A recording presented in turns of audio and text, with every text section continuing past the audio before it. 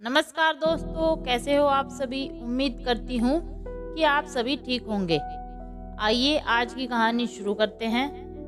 दुनिया में हर इंसान की अहमियत है और हर एक इंसान की अपनी एक अलग सोच। इस दुनिया में हर इंसान दुनिया की सोच बदलने की ताकत रखता है।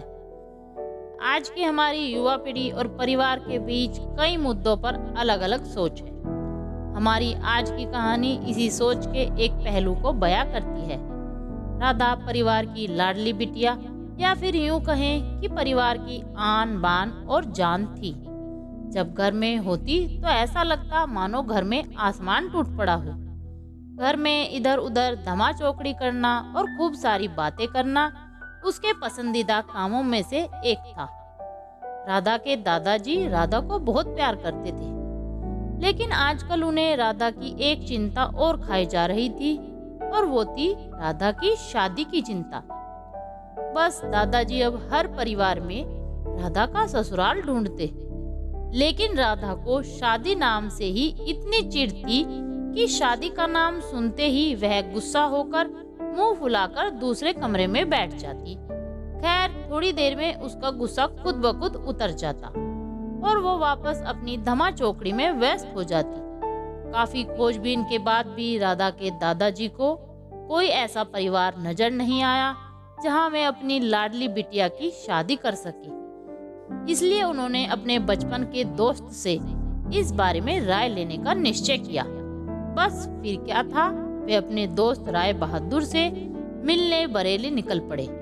अगले दिन जब वह बरेली पहुंचे तो राय बहादुर ने स्टेशन पर ही उनके लिए गाड़ी भेज दी थी। 10 साल बाद अपने बचपन के दोस्त से मिलने के लिए वे बड़े उतावले थे। गाड़ी धीरे धीरे राय बहादुर के घर की ओर बढ़ी। बड़ा सा बंगलो, बंगलो के आगे बगीचा, गाड़ियां, नौकर चाकर देख दादाजी का मन खुशी से भर गया। इन 10 सालों में राय बहादुर ने कितनी तरक्की कर ली है। नहीं तो 10 साल पहले राय बहादुर के पास था ही क्या।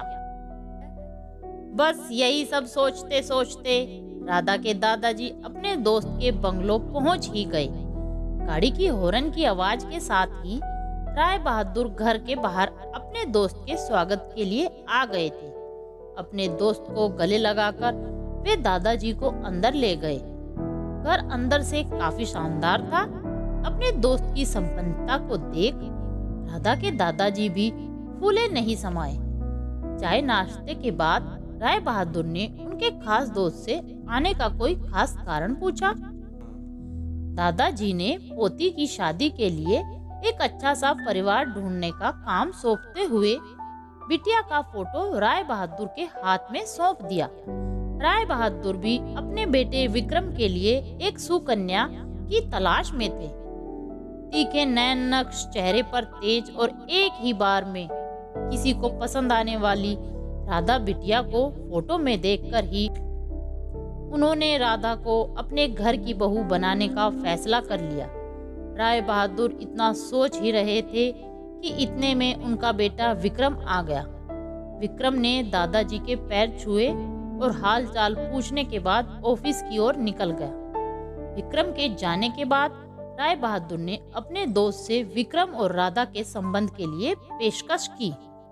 राधा के दादाजी को लगा जैसे राय बहादुर ने उनके मुंह की बात छीन ली।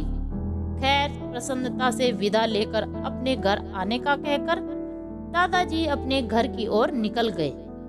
विक्रम को राधा बहुत पसंद थी, लेकिन विक्रम की माँ विक्रम की शादी अपने से भी बड़े घर में करना चाहती थी। लेकिन विक्रम के मनाने पर वह मान गई और तय समय पर विक्रम और राधा की शादी हो गई।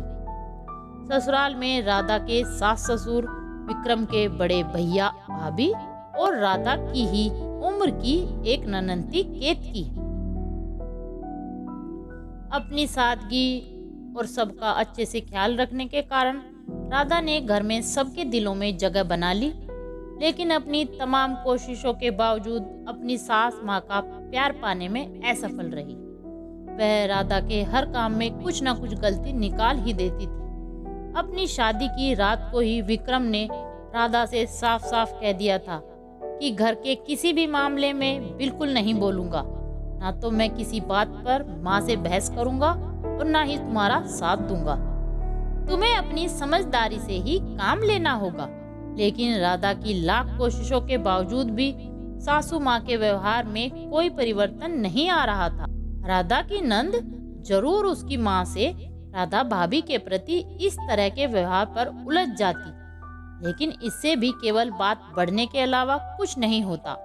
इसी तरह करीब 1 साल निकल गया। राधा और विक्रम को जुड़वा बेटियां हुई। यह समय राधा के लिए अग्नि परीक्षा का समय था। राधा का दर्द राधा के लिए आंसू बन गया था। ससुराल में राधा को संभालने वाला कोई नहीं था और विक्रम और उनके पापा ने राधा को अपने मायके भेजने के लिए पहले ही मना कर दिया था। एक दिन केतकी कॉलेज से आई तो उसने सभी को कॉलेज के सालाना कार्यक्रम में आने के लिए कहा और यह भी कहा कि कॉलेज में उसकी भी 2 प्रस्तुतियां हैं, इसलिए आप सभी का चलना बहुत जरूरी है। खैर, न चाहते हुए भी राधा को अपनी दोनों जुड़वा बेटियों के साथ केतकी के कॉलेज जाना पड़ा। कार्यक्रम की शुरुआत में गीत संगीत की कई प्रस्तुतियां हुई। उसके बाद मॉडलिंग राउंड शुरू हुआ। दर्शकों ने तालियों के साथ सभी का उत्साहवर्धन किया। मॉडलिंग में केतकी ने भी हिस्सा लिया था। आखिरी राउंड में केतकी के साथ 4 और लड़कियों को सिलेक्ट किया गया, जहां सभी से जज द्वारा एक-एक सवाल पूछकर विजेता घोषित करना था। सवाल जवाब का दौर शुरू हुआ। इसी कड़ी में जज साहिबा ने केतकी से सवाल पूछा, अगर घर में तुम्हारी माँ और भाभी में से किसी एक का साथ देना हो तो तुम किसका साथ दोगी? पूरे सदन में खामोशी छाई थी। सभी केतकी के जवाब की प्रतीक्षा कर रहे थे। तभी केतकी ने थोड़ा आगे बढ़कर कहा, अगर भाभी सही हो तो अपनी भाभी का। जज साहिबा ने आगे पूछा, क्यों? केतकी ने जवाब दिया, क्योंकि मुझे भी कल किसी की भाभी बनना है। जवाब सुनते ही पूरे सदन में तालियां गूंज उठी। सभी केतकी की सोच और उसकी सटीक जवाब की प्रशंसा कर रहे थे। केतकी को विजेता घोषित किया गया। पुरस्कार लेने से पहले केतकी ने सभी से कुछ कहने के लिए माइक थामते हुए कहा, हर बेटी अपनी माँ से बहुत प्यार करती है और माँ भी अपनी बेटी के दिल के सबसे करीब होती है।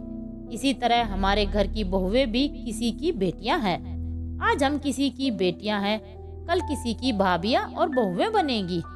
अगर कल हमें कुछ दुख हुआ तो हमारी माँ को भी दुख होगा, और इसी तरह हमारे घर की बहू को दुख हुआ तो उनकी माँ को भी दुख पहुँचेगा।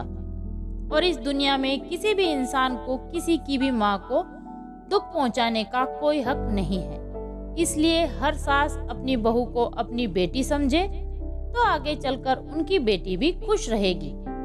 केतकी के इतना कहते ही पूरा सदन एक बार फिर तालियों की गड़गड़ाहट से गूंज उठा और राधा की सास ने राधा को गले से लगा लिया। तो दोस्तों, कैसी लगी आपको हमारी आज की कहानी? अगर कहानी पसंद आई हो तो कमेंट करें, लाइक करें, शेयर करें, और अगर चैनल पर नए हो तो सब्सक्राइब करें। आप सभी का धन्यवाद।